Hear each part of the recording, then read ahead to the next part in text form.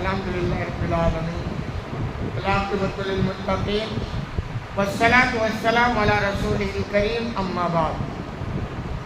باتیں جنت کی صفات کے تعلق سے چل رہی ہیں۔ حدیث نمبر ہے 3245۔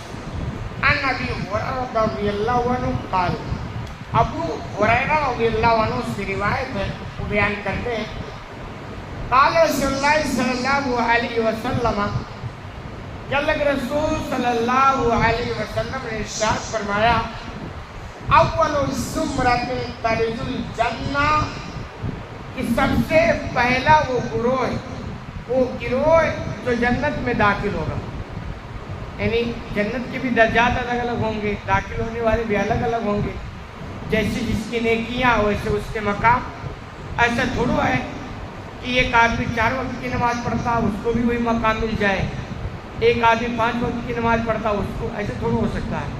تو کہہ رہے ہیں سب سے پہلا وہ گروہ، جماعت جو جنت میں داخل ہو، صورتہم علی صورت القمر لیلۃ البدر، ان کا چہرہ 14ویں رات کے چاند کے مانند روشن ہوگا۔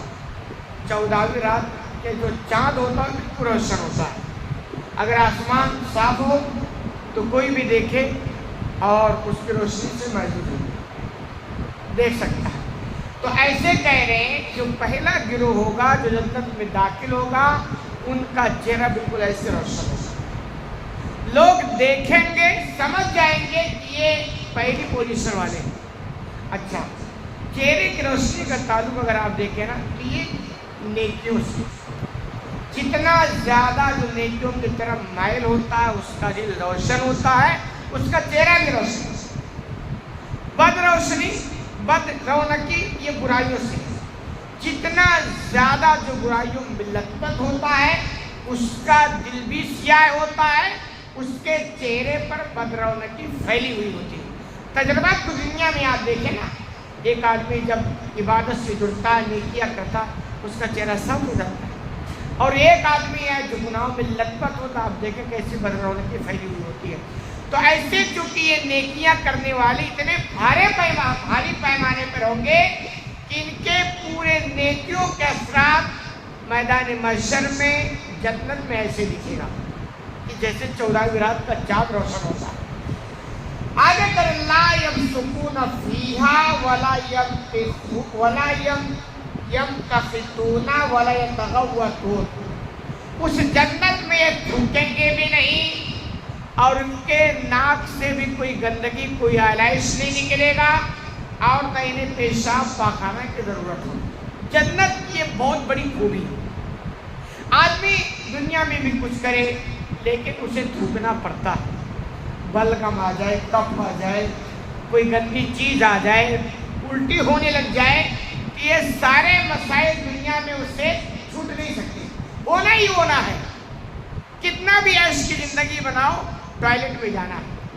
کون چاہتا بھائی؟ یہ تو مسائل دنیا کے نہ چاہتے ہوئے آدمی کو اس کو برداشت کرنا ہے۔ کیوں؟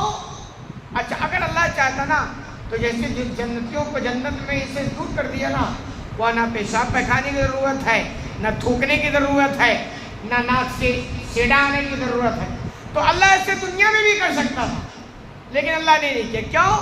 یہ پیغام غالباً دیا کہ دنیا عیش خانہ نہیں ہے، یہاں زندگی میں کچھ نہ کچھ لگا رہے گا، اس لیے آپ دیکھیں کچھ نہ کچھ لگا رہتا ہے۔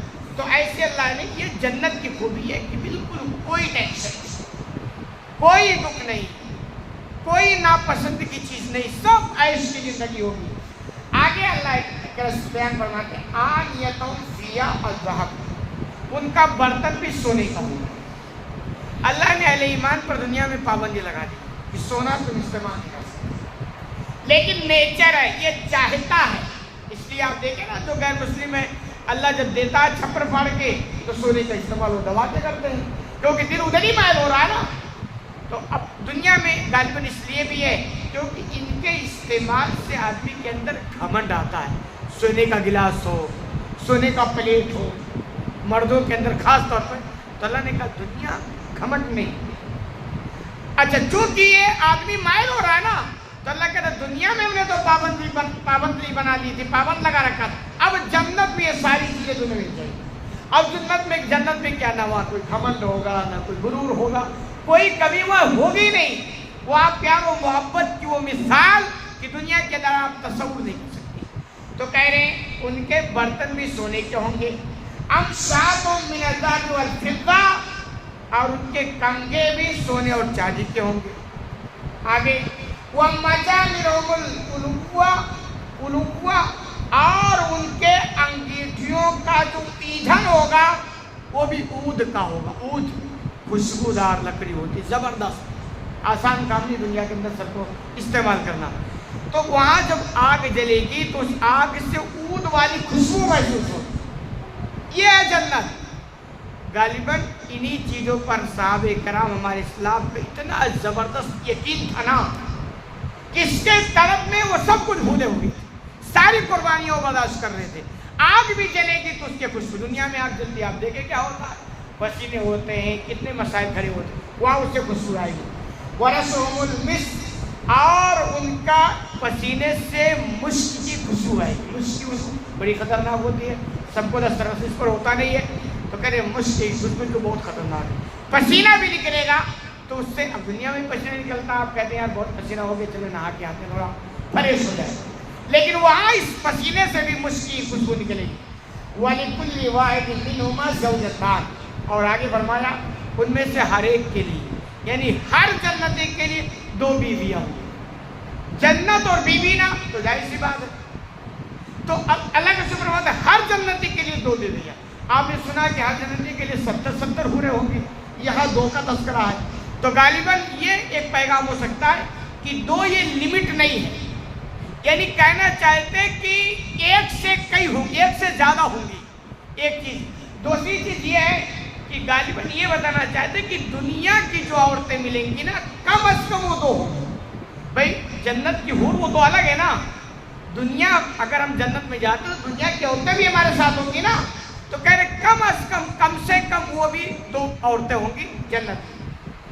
یورا مکھو سوقہما من وراء اللہ من الحسن، اور ان کی خوبصورتی کا عالم جو ہوگا وہ یہ ہوگا کہ ان کے پڈلی کا گودا گوشت کے پیچھے سے دکھے گا، یعنی گوشت کے اندر سے اس پڈلی کا جو گودا ہوگا نا وہ بھی دکھے گا، کہا وہ مثل آئینہ ہوگی۔ آپ اپنے حور کو سامنے کھڑا کریں اور کنگھی کر لیں، اتنی خوبصورت مثال دی جاتی ہے۔ لا اختلاف بینہم، اور سب سے بڑی خوبی ایک جنتی کو کئی بیویاں دنیا کی بھی رہیں گی اور حوریں بھی ہوں گی 70۔ تو ظاہر سی بات ہے دنیا میں اگر ایک آدمی کے پاس دو بیوی تو کتنے مسائل کھڑے ہوتے ہیں، ایک ادھر ٹانگ پکڑے اور ادھر ایک ٹانگ پکڑے، کتنے مسائل کھڑے ہو جاتے ہیں۔ اسی لیے تو دنیا کے اندر ہر ایک کے بس کی بات نہیں ہے، لیکن وہاں معاملہ ایک جماعت ہوگی بیویوں کی، حور اور دنیاوی عورتوں کو ملا کر کے، لیکن حالات ہوں گے ان کے درمیان کوئی اختلاف نہیں ہوگا، یہ سب سے بڑی بات۔ آپ کو پتا ہے جس گھر میں اختلاف ہو جائے وہ گھر برباد ہونا ہے۔ میاں بیوی کی آپس میں نہ بنے تو کیا گھر کیا ہوتا ہے، ختم ہونے والی تباہی کا راستہ۔ تو وہاں 70 تعداد، اور اگر ان کو آپس میں بنے نہ جمے نہ تو جنت کیا وہ ساری نعمتیں بھی نکال ہے۔ تو اللہ نے دوسری بڑی خوبی یہ کہ اتنی بڑی تعداد ہوگی جنتیوں کے لیے، حوروں کی، جنتی عورتوں کی، لیکن ان کے درمیان اختلاف بالکل نہیں ہوگا۔ ولا تباغض، اور نہ ان کے اندر آپس میں بغض ہوگا۔ جو دنیا کے اگر کسی اندر کے پاس دو بیوی ہیں آپس میں تو بن ہی نہیں سکتی، شوکت کو مذاق نہیں کرتی ہے، لیکن معاملہ یہاں ہے کہ ان کے اندر آپس میں کوئی بغض نہیں ہوگا۔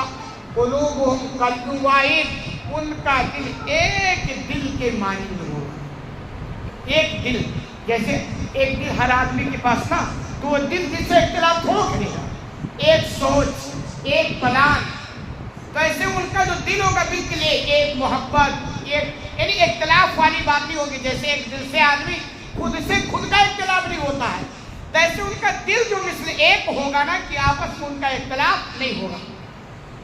آگے کہہ رہے ہیں یسبحون اللیل بکرۃ وعشیا، اور صبح و شام وہ اللہ کی تسبیح تحلیل میں مشغول ہیں۔ یہ ہے جنت کی صفات۔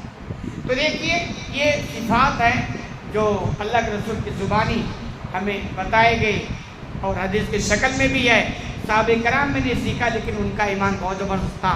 ایسی سی بات سننے کے بعد حقیقت میں ہم ایمان والوں کو چاہیے کہ جنت کی طلب میں جو بھی قربانی دینی پڑے نا سب برداشت کریں، تب جا کر کے جنت ملے گی. ورنہ آپ سمجھیں کہ ایسے جنت مل جائے گی اور دنیا کی ایسی مل جائے، دنیا کی کوئی خرافات ہم نہ چھوڑیں، دنیا کی کوئی عیش و آرام کو قربان نہ کریں اور جنت بھی ایسے مل جائے، ایسا ہو نہیں سکتا ہے.